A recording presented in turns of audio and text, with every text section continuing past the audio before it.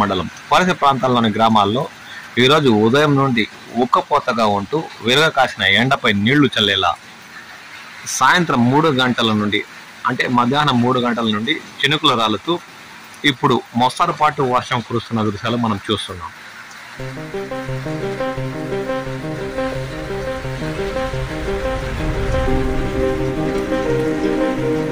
పుల్చన మండల పరిసర ప్రాంతంలోని గ్రామాల్లో సాయంత్రం 4 గంటల తర్వాత వాన తీరు జోరందుకుని మోస్తరుపాటు వర్షాలు కురుస్తున్నాయి.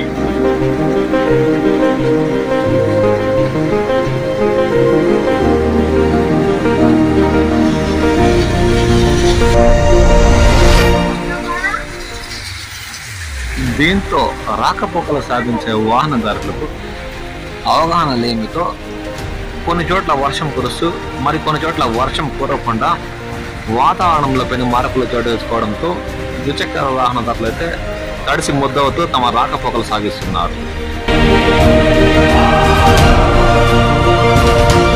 మొత్తం మీద చిత్తూరు జిల్లా పరిసర ప్రాంతాల్లో ఈరోజు మోస్తరుపాటు